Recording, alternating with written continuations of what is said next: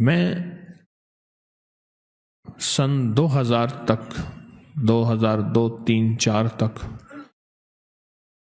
غالباً اسلام آباد میں ملاقاتیں کرتا تھا لوگوں سے. وقت مقرر تھا، جگہ بھی تھی. ایک صاحب ہر دفعہ آتے تھے، مریض آنے کا نہیں ہے، وہ آئی سی یو میں اور گزشتہ 2.5 پونے 3 سال سے کومے میں ہے، بے ہوش ہے، نہیں آ سکتا، آپ دیکھ لیں. میں گیا تو مریض کو دیکھا تو بالکل بے ہوش پڑا ہوا ہے. بہت بڑے اپنے شعبے کے بڑے تھے وہ شخص، ملک بھر کے بڑے لوگوں میں ان کا شمار ہوتا تھا. میں نے دیکھا نا، مجھ سے کہنے لگے، کوئی کہتا ہے جادو ہے، کوئی کہتا ہے مرض ہے.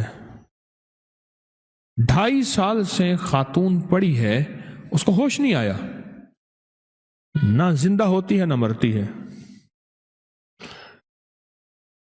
اللہ کی طرف سے میرے دل میں کچھ اللہ نے چھوٹا موٹا جو اپنے علم میں سے علم کا ذرہ عطا کی ہے، اللہ کے پاس تو علم کے خزانے ہیں.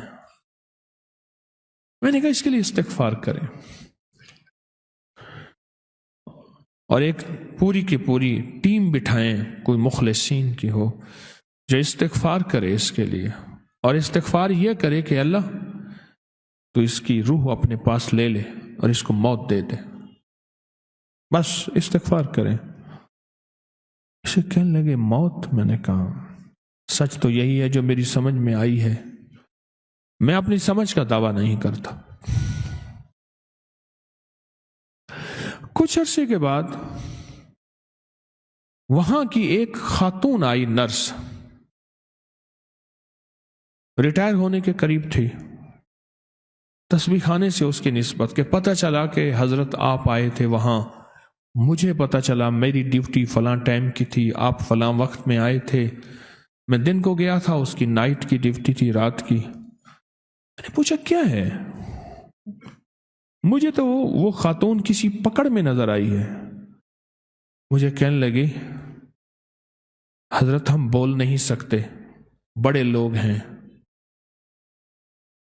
اس کی ایک ملازمہ اور اس کی ملازمہ کا بچہ تھا، گھر میں کام کرتی تھی. اس کے بچے نے اٹھا کے کوئی چیز کھا لی جو اس کے دسترخوان پہ پڑی تھی.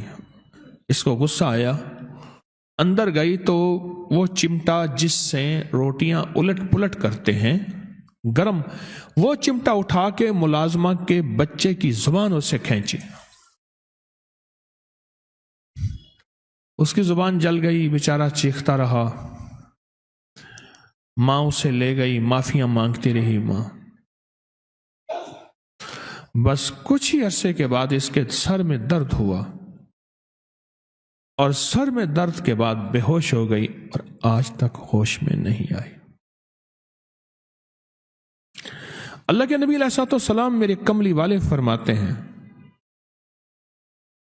میں 70 دفعہ صبح اور 70 دفعہ شام استغفار کرتا ہوں.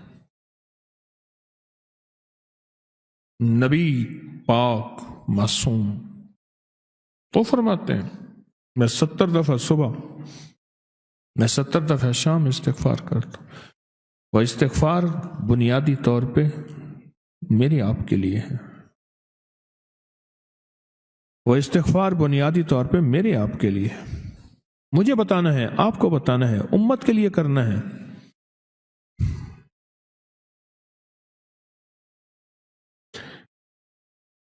اور اگر استغفار ہماری زندگی سے چلا جائے، نکل جائے، تو زندگی میں واقعات آتے ہیں، مشاہدات آتے ہیں، مشکلات اور پریشانیاں آتی ہیں. توبہ استغفار، توبہ استغفار.